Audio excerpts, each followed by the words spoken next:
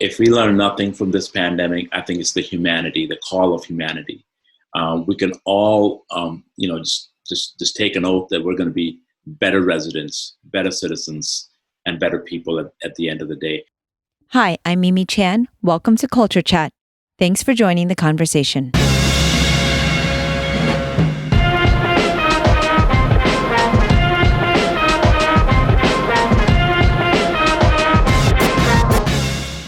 In this episode, I welcome Dr. Rahul Gupta, who is a specialist in internal and preventive medicine.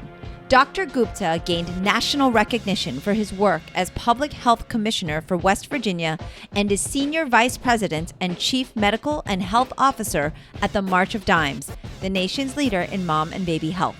We discuss the issues surrounding vaccine hesitancy and the dangers of COVID-19. Dr. Gupta answers questions surrounding herd immunity, vaccine efficacy, and side effects. I learned so much from this conversation and hope you listen with an open mind. I'm loving these conversations and hope you are too. If you are, please rate my podcast on your platform of choice and share it with others. If you would like to support with a donation to help keep this podcast going, you can become a patron of the show by visiting my website or patreon.com/sifumimichan. For comments or suggestions, email me at mimi@culturechatpodcast.com or reach out on social media at sifumimichan. Now, on with the show. Hello, Dr. Gupta. Thank you so much for joining me on Culture Chat today. Thank you for having me. Yes, well, I am very, very interested in speaking about you because, of course, you're here to talk about the COVID-19 vaccine, which is kind of on the top of everyone's minds lately and has been, a bit controversial. Before we begin, I will share that I've already had my first dose of the Pfizer vaccine, but I do know that a lot of people are very hesitant and they're very afraid of getting vaccinated. So I kind of turn it over to you and your expertise into, what do you say to people who are very hesitant? And then we can kind of get into the details of the technicalities of the vaccine. Absolutely, and thank you. I think it's very important to have a discussion. That's the first piece. And when we discuss any new drug, much less a vaccine, I think it allows people to know the facts, have more information in their armamentarium in order to make good decision. That's the first piece. We also have to understand that it's okay for people to be a little hesitant, to want to ask for more information because this is something that they're putting into their own bodies and sometimes even the bodies of their loved ones. Mm-hmm. We also have to be clear about the facts and the tremendous, burden of this pandemic that has happened, not just on Americans across the nation, but across the globe. And we've had millions of people die in the last 12 months. At the same time, there has been some good news from this tragedy. The good news has been that this particular pandemic has allowed us to look at new platforms of developing vaccines and rapidly have that technology move forward. Working in March of Dimes, we took a lot of pride within a few years that we were able to fund and develop the polio vaccine, 1955. They called that rocket speed at the time because it was almost nearly impossible to develop in a matter of just a few years, polio vaccine. We're the same institution, and we feel that this happening within months and then across the globe, various companies competing with each other with new technology, demonstrating their data, doing things as transparent as possible. And the regulators taking a really good proactive approach to understand the consequences of not doing so. Just instills confidence that this is the way it should be in a tough pandemic. We should be looking at data. We should be demanding high level of safety and effectiveness of any product that we're going to put into our bodies. And then we should be proud that we have such candidates today, that millions of Americans and hundreds of millions of people across the globe have taken advantage And we're seeing a really encouraging data from post-marketing or post-vaccination data that's coming out. Yeah. And, I'm here in Orlando, Florida, and they just made the announcement that 18 years and up is going to be opening in a couple of weeks. And, in the earlier days of January, of course, it was 70 and up here. Every state is so different. And I talk to friends across the country and they're like, oh, they're still on the 50. And, maybe you could speak a little bit to that, because do you think that affects people's hesitancy? Like, well, not everyone's getting it everywhere, and it's so variant in so many different places. And I know this has been a challenge. And despite the fact that we Americans are used to right now, right away, let's get this done. But I think it's actually gone pretty amazingly fast for something of this nature where we're trying to vaccinate so many people. But do you think the fact that it's so variant across the US in who's getting it, who has access, that makes it, people more hesitant? I think one of the things that has not gone so well across our nation is that we've not had a really, until now, Mm-hmm. a really good, robust, sort of description of what the challenges are ahead of us, and a uniform approach. Right. So what we've seen, as you mentioned correctly, is all 50 states and our territories across are literally using the same science and data to roll out their own programs and plans.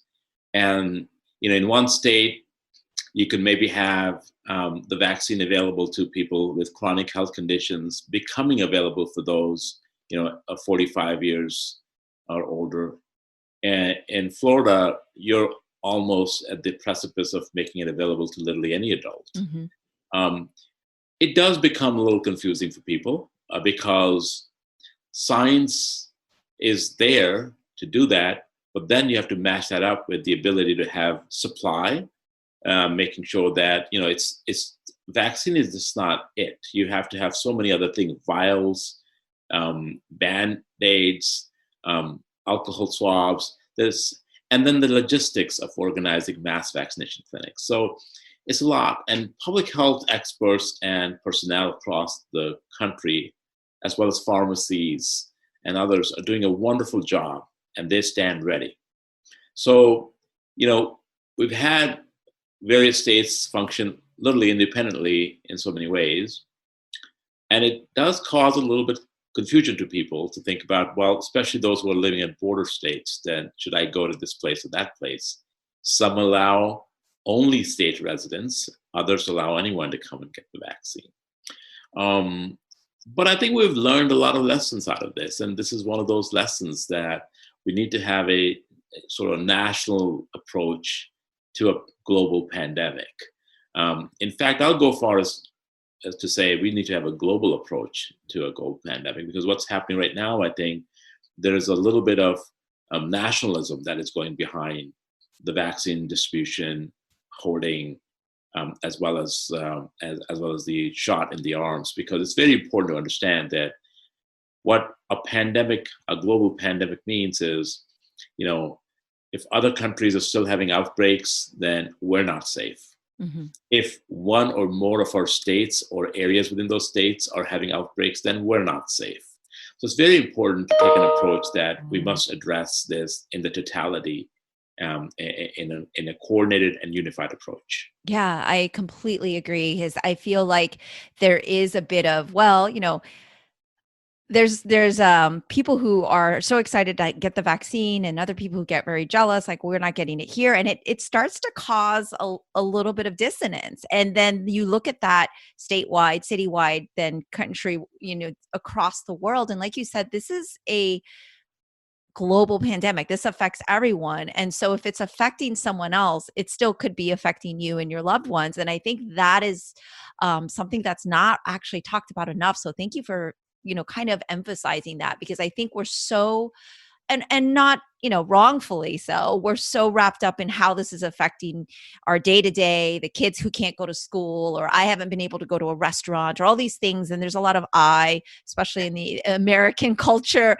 and so I think that plays into forgetting that, if XYZ country is also not getting enough vaccines, we are not going to still be able to coexist peacefully, right? And be able to do all the things we all loved, which is travel and be together. And so maybe you could talk to me a little bit about some of these words that people think they understand, myself probably included, but maybe don't. Like we hear three. There's right now we've got the Pfizer, the Moderna, and then Johnson and Johnson, and then of course there's the very controversial AstraZeneca. But like, the concept of efficacy, because I feel like people look at that percentage and they just see it as these are three apples and this one is, this much rotten, this one is the freshest, and that's it. Like it's not as black and white as that though. And so perhaps you could kind of clarify that for our listeners. So thank you. That's a great question. And that really gets us into the direction of what are these vaccines. So, without going into a lot of detail, this is a phenomenal platform and technology use that we have these three vaccines that are currently approved in the United States. The Pfizer and Moderna, the vaccines that have the platform of messenger RNA or mRNA, they're to be given in 2 doses. And, the Pfizer one is 3 weeks apart. The Moderna one is 4 weeks apart. And then we have a Johnson Pharmaceuticals vaccine that really uses the double-stranded DNA, and you could utilize that as a 1 dose. Now, the efficacy is different. So one has the two Moderna and Pfizer have efficacy in the 90s, and the other one has in the 70s. But here's what's important. If I was to pick, I'd rather have 4 million people get the 70% than 1 million people get the 90% efficacy. Why is that important? Because the task at hand is to develop our community immunity, or what we call herd immunity. The more people can get these proven vaccines that are showing remarkable safety data so far, the quicker they can do it, what does that allow? Its time is very important, as I'm saying this, because the weather is warming up. And of course, in Florida, it's already warmed up. It's the envy of so many people. And we have mutations across the globe that are racing that could potentially cause difficulty in the vaccination campaign. And the last piece is we all want to get out. We all want it to get normal again. And the best way to do that right now is to make sure that we get a vaccine in a arm. It does not really matter which one it is. In fact, if you're the kind that likes to get one shot and move on, do that if you have a choice. If you like to wait, get one shot and then go back up and get another shot, do that. So I want people to really understand and have confidence that it's not the issue of efficacy if many of us are taking the vaccine. It's really an issue of race against time right now to suppress the mutations that are developing. And as we want to get out, we do not want to spend this summer that's coming and looming housed in like we did last year. And the only way to do that is to follow your health department's guidelines. And as soon as it's available, get your vaccine. And we will be then able to have July 4th like never before. I think the fireworks could be sold out this year. No, so thank you for clarifying that. I think another hesitancy, politics aside, because obviously something like mask wearing became political versus health policy, which is ridiculous in my opinion. And I don't think we want to get into that rabbit hole. But the thing is, it is a matter of health. It is a matter of protecting yourself, and by doing so, protecting others, right? And we have that responsibility as a worldwide pandemic that we are, trying to help one another, and so I think aside from the people who have made this kind of political and said, well, I'm never going to get vaccinated because that's my right or whatever, and that they don't feel like they have that public responsibility. But there are people who maybe have hesitancy because they think it's something that's so new, and they don't know if there's side effects, and or they heard someone that had the side effects, and there's like, I don't want to be laid in bed for 2 days, or I don't want brain fog, and also I want to wait longer because maybe there's going to be long-term effects we don't know about. And there's that fear, and I feel like that's a valid fear for people in something that's so unknown. This is such a new virus, and then now it's a quote unquote new drug. I mean, from my research, I understood that, we didn't start from ground zero. Like, there were already vaccines for strands, but I'm not even going to try to explain that, and I'm going to hope that you're going to do a really great job of it, not me. Absolutely. But absolutely. I'll start by saying that people who are deciding no matter what happens, they're not going to get the vaccine, well, we still have to protect them, right? So because we have also, in addition, a lot of people within our communities, within our families and our loved ones who may be suffering from cancer and may not be able to mount a response, as an example, or some other immune deficiency condition like HIV that may not be able to mount an appropriate response from the vaccine. So we have to protect all of us together. People, who are thinking, well, it's the side effect. Well, I've had it. And the fact of the matter is, yes, there is always going to be a local sore arm. Because the vaccine is so effective, you can get the feeling of a flu-like feeling, meaning you can have a little fever, you can have body aches. The virus, the vaccine does not have any virus in it. So, but your body, when it fights and produces those antibodies in response to the vaccine to produce and keep its memory alive so it can fight anytime it comes across the virus, that's when you feel those symptoms for about 36 to 48 hours. And it's important to know that's almost a sort of sign of the vaccine is working. So it's important that when we are traveling, that we know from the TSA numbers that we've had now 1 million travelers in airlines for 2 consecutive weeks across the nation. And there's a lot of people who may be having to travel for work in other places and flying included. So it's going to be important that we are all vaccinated and protected, because it does take 12 to 14 days after your second dose to get the full benefit of it. So it's not like I take the first shot now, I'm protected. And it becomes very important that as we take the vaccine, we continue to social distance ourselves. We continue to wear masks, avoid large gatherings, because what we are trying to do is something good for ourselves, our family, but also our community. And as a result, when more and more of us get the vaccine, then the virus has fewer and fewer Americans to infect. And in that case, that's when we know that we have begun to win this war. Oh, okay. And how would you respond to people who are worried that there are long-term side effects or things that could happen from the vaccine? What do we know about that? We have no evidence to suggest that there could be any side effects long-term from the vaccine. In fact, we have so many other vaccines that exist today, whether it's for the regular flu or for a number of vaccine-preventable diseases. And we've studied these. The mechanism is quite similar, ultimately to protect, which is through creation of antibodies.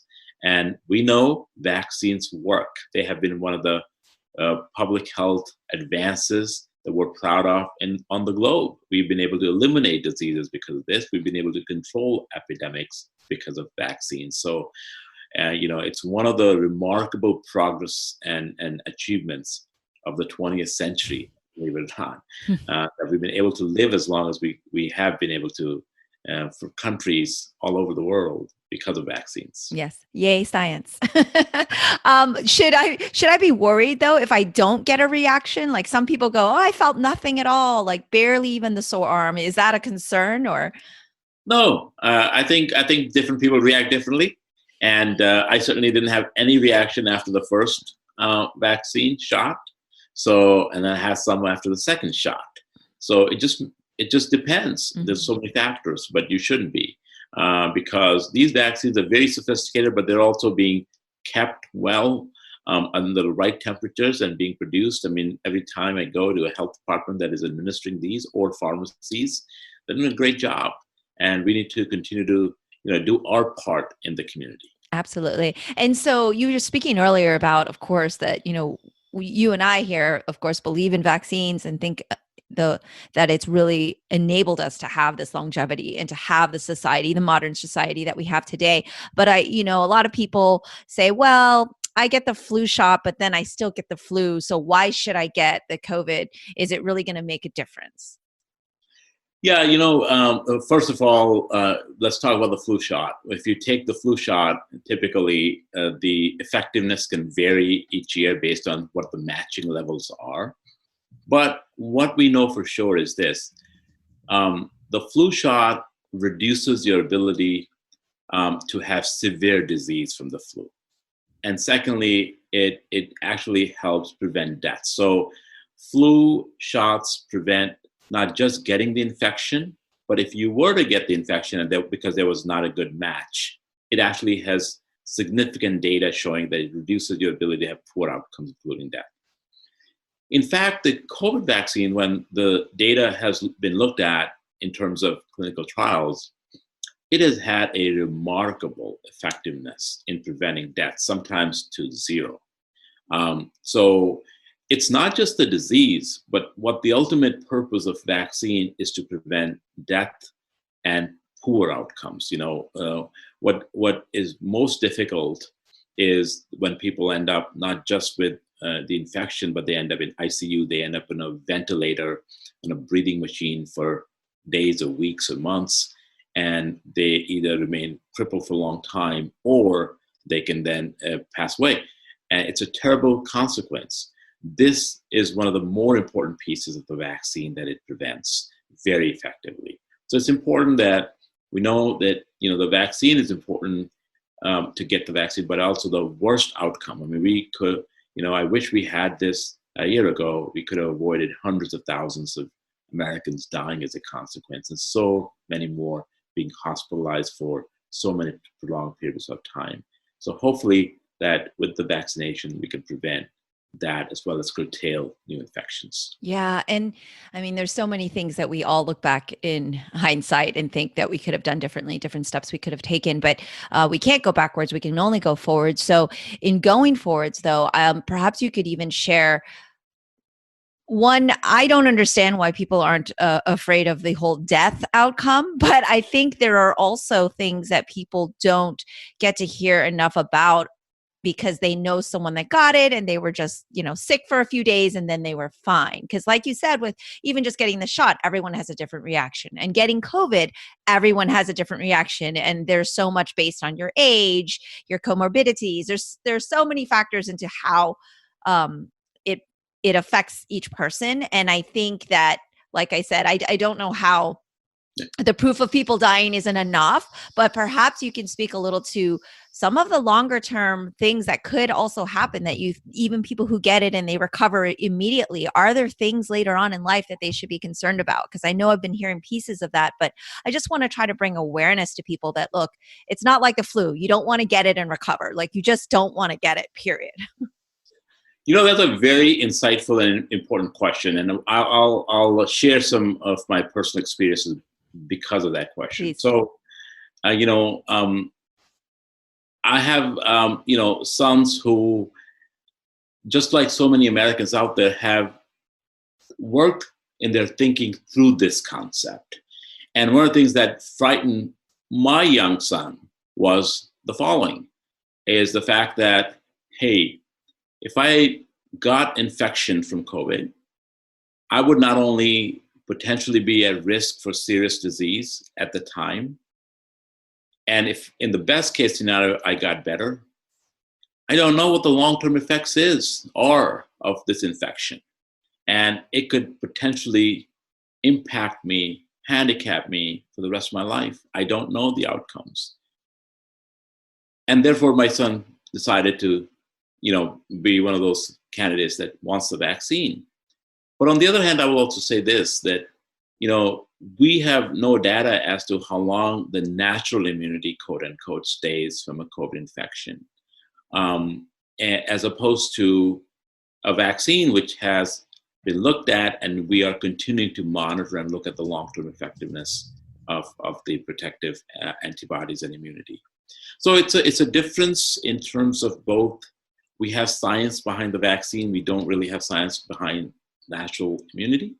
But on the other hand, we know very little. I think what you're going to see in the next several years to come is really the science develop on the potential long-term impacts of infections, COVID infections. And I think, if we get a choice whether to risk it or not, I think common sense would dictate that let's not risk getting the infection. Mm-hmm. And I would like to also ask because, like I said, my parents got vaccinated in January. I'm on my way to get my second one. And it's a question I guess you can't really answer yet because we have to wait and see. But what does that look like? Like, how long will it last? How do I know when, oh man, I need to kind of go back to being safe? And I know that being vaccinated is not a free pass because it's very clear you should really still only be around other vaccinated people if you're going to take away some of those safety precautions. And if you are, it's only like one household. I'll link that here. There's a really beautiful CDC chart that's visual that really pretty much shows like this is not a free pass. But I think the biggest thing too for hesitancy is, well, if I have to get it now and I have to get it again in 3 months or 6 months, or is it really worth it or does it last, right? And so maybe you could talk a little bit about that. Yeah, what we know right now is this: that once you get your 2, doses of vaccine or 1 case of Johnson Johnson, you are able to take, as the link will show, certain measures that free you up, allow you much more independence than previously in an evidence way kind of way. It also allows us to interact, get out there and during summers and be able to really work within ourselves and with ourselves. So more and more Americans who get vaccinated, then we're going to be able to interact a lot more. And hopefully, as we learn more about the long-term impact or the immunity, our hope is that we are able to defeat this virus by just the fact that we have these vaccines now. More and more Americans are getting the vaccines. We're getting very close to, meeting the 100 million Americans mark. And at that point, we have much less of the virus floating around. So if we can not have enough virus floating around, then obviously it becomes much more convenient to open up more. Now, if you think the converse, there could still be areas that have outbreaks, and ultimately the mutations might play a role in making it very difficult. And we may have, whether in the United States or other places across the country, more shutdowns, which disrupts the very basic nature of who we are, but also the economy, the local economy. So it's very important, while not knowing what the future might hold in terms of do we need more boosters or not, I do think it's what we can do for ourselves right now, today, here and now, is to make sure that we get protected so we can get more and more Americans in a cohort that also means less and less spread of the virus. And as we get on our way to sort of defeating this particular pandemic, I think it will allow us more quickly to open up and avoid those, shutdowns that we're all already done with. Yes. Yeah, everyone's over that for sure. I know I said that I wasn't going to look to the past and that I was focusing on the future, but I do feel like, in my opinion, there are so many things that we could have done in terms of our government helping us out through this. And I know science jumped in it right away. I was trying to get the vaccine developed. There was a lot of things, but looking at other countries that are still in what I consider to be a little bit of the dark ages and denial of this pandemic, it's like, for example, Brazil, right? Because I have students in Brazil and they're just frustrated and sad and upset. And we're on the road to recovery. I'm like, yeah, 18 and up can get vaccinated here, and we're moving along. Were there things that could have been done in the past? Meaning now, how worried should we be about all these mutations and, new strands? Because if we had done more then, would there not be as many new strands now? And that means the action we take now is also to prevent those then, if that even makes sense. That is exactly right. That is right on the money, right? And because, some of the countries, as you mentioned, Brazil, not taking a responsible approach right now could spell disaster for everybody else in the future. Just like some localities and counties or states not taking action now within the United States could spell disaster for the rest of us. So we are all linked at the end of the day, and that's why a unified approach is so critical. And it's important to ensure that more and more countries, as well as more and more cities and jurisdictions across this country, are encouraged to follow this path, because that only not threatens them not doing the right thing, but it threatens the rest of us. Mm-hmm. So I think there's a lot of learning lessons that will come out of this. One, as we began our discussion with, is we must have a global approach. We must have certain set of principles that we can all agree on, and one of which is to minimize deaths and avoid suffering, and follow the evidence. So it's something that we have to develop our infrastructure better. We have to make sure that we have more ability and tech involvement to be able to monitor in real time how good or bad we're doing in terms. We need to have very early onset and dissemination of testing appliances and tracing infrastructure, human resources. We need to make sure that we have enough vital infrastructure like masks and other things. Masks aren't the only thing, but gloves and other aspects that are in reserve available. Same thing with ventilators. So there's a lot of work to be done moving forward if we are to learn from this pandemic and move forward. But yet I think, there's a little bit of work left to do before we see the light or get into the light from the tunnel. And then there's a lot of work to prepare for the next one, because rest assured, it's not a matter of if, it's a matter of when another one of these will be faced with. Yeah. And I don't envy you and all of the other healthcare and scientists that are the ones that are literally putting out fires to see new ones pop up. And it's like you said, it's going to be an ongoing issue into the future. And so thank you for explaining and sharing all of those things of what needs to be done from the scientific approach, and as well as a infrastructure and logistical approach. But I wonder if there's more that you can share possibly about us as citizens. Like, what can we be doing other than getting out there and getting vaccinated? One of the things that this pandemic has unveiled is the underbelly of the inherent disparities or inequities that exist across our communities. If nothing else, it's a lesson to us that when trouble strikes, we see it really unfolds. The frontline workers that are really the champions that have had to oftentimes decide between, risking their lives to be infected or putting food on the table for their families. And there were some that were just fortunate to have a job during this time. I think we should really take a somber moment to understand the suffering that has undergone. For those of us who are and have done well, we need to recognize that and help support our communities. That's the best thing we could do right now, is to support those who were or are going to be unable to support themselves because of this pandemic.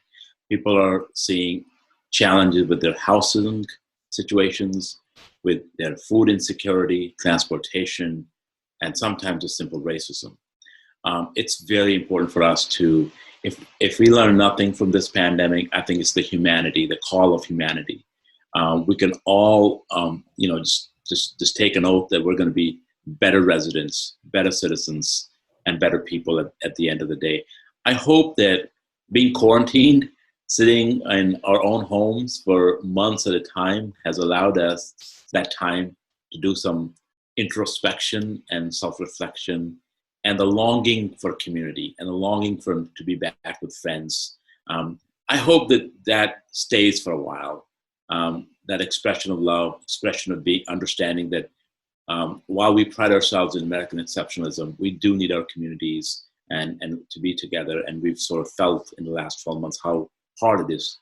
We've had a tremendous challenge of mental health, isolation, depression, often suicide and attempts. So that's an example that there's so much more that we need to do. And I hope if something positive comes out of this pandemic, is that we're all human at the end of the day, and we're all connected at the end of the day. And we need to do more we can, as much as we can, for our communities.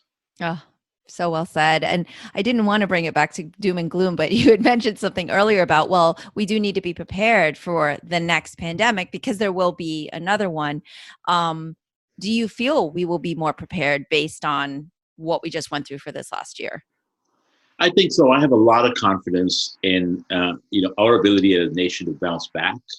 I'm very bullish that we're going to learn from this, and we're going to be much more smarter and much more invested into the future in regards to being prepared for a threat like this. Yeah. And just to pick off one of those things that you mentioned, because I did notice that, some countries did better than others in containing the virus and, hey, you're not allowed onto our little island. And so we're going to stay protected. And that worked, right? Because it was a matter of traveling and people this is how it spread, right?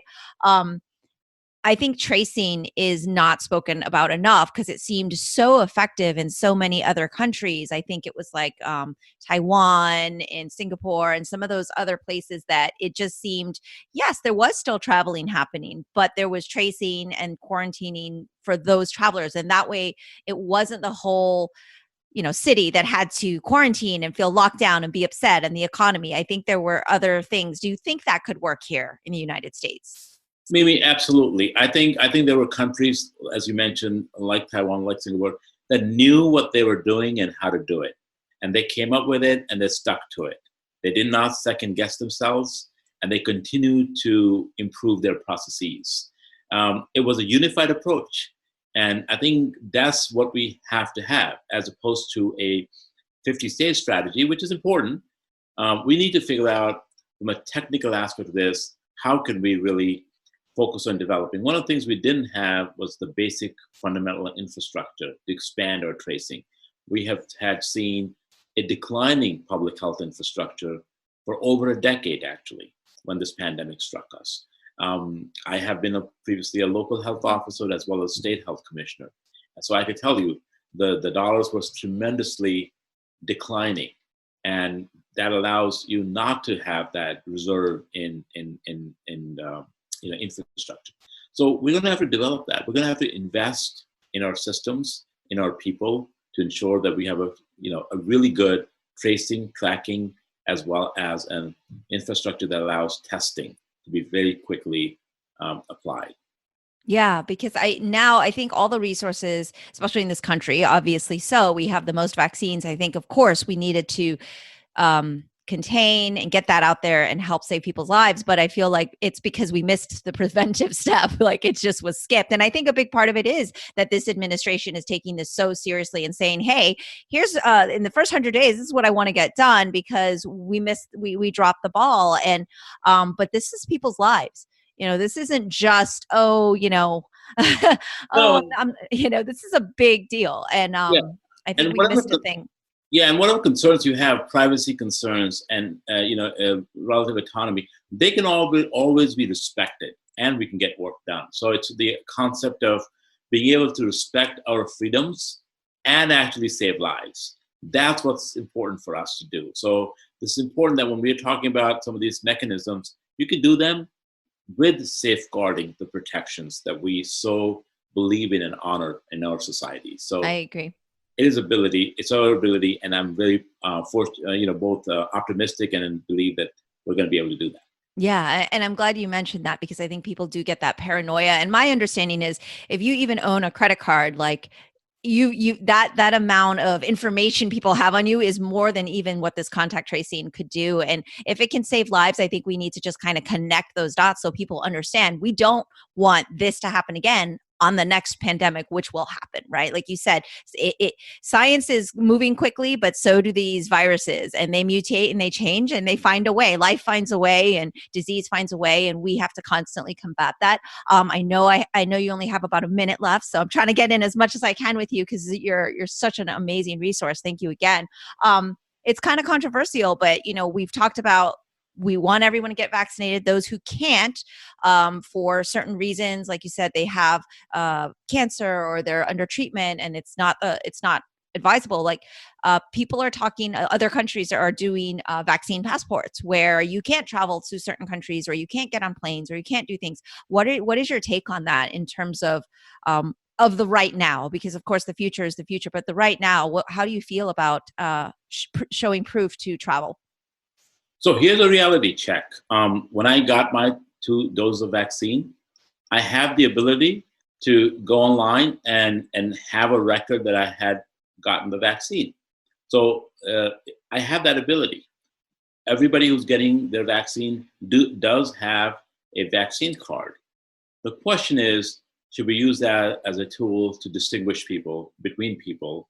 And I think that's where more and more Americans getting vaccinated, more and more, resuming our transportation, resuming our systems is important because, I don't think we need to necessarily separate people out for those who've gotten the vaccine versus not, because there's a lot of reasons for people unable to get the vaccine, right? So it's access issues, it's transportation issues, it's actual medical conditions issues.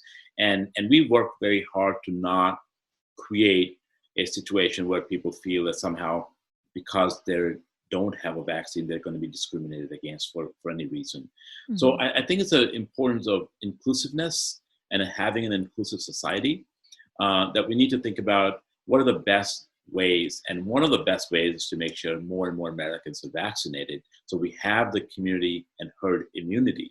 So we don't have to worry about the vaccine passport. Of course, if that's required as a condition for you to travel internationally, that's up to that country, and you have that ability to demonstrate that. Mm-hmm. Yeah, I mean, I went to Brazil and I had to get the yellow fever shot, which was pretty intense, I have to admit. But when we were coming back through different places, some places wouldn't allow you there in the islands if you didn't show that you had had the shot because you had been to the Amazon, right? And so it's not something new. I think people think, oh, this COVID-19 has caused all this crazy. And I'm like, this is not actually new. There are certain countries that are very careful because they have such a small, tight-knit population. If there was an outbreak, it could wipe out the whole island, right? And so you have to also kind of look at and understand it's not always about you.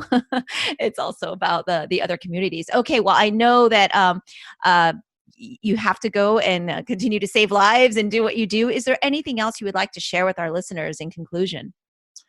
I would just say that once again that we have an opportunity in this country after quite a bit of time to demonstrate to the world that we can lead the globe on getting vaccinated, getting rid of this virus from our shores. We've done this in the past with polio. We were one of the first countries in the 70s to eliminate polio from the United States. Let's get back to that unified approach. Let's take this as a national way, our patriotic duty with coming 4th of July to make sure that we are all able to enjoy outdoors and have fun. So let's get on with life. Thank you so much, Dr. Gupta. I learned so much today. Really appreciate you taking the time to share and clarify and, ease our concerns about the vaccine and educating us on COVID-19. Thank you. Thank you, Mimi. Appreciate it. That's all for today's episode. Thanks for listening to Culture Chat and hope you enjoyed the conversation. Please subscribe and rate my podcast. Feel free to leave me suggestions or send an email to mimi@culturechatpodcast.com or follow me on social media at Sifu Mimi Chan on Twitter, Instagram, or Facebook.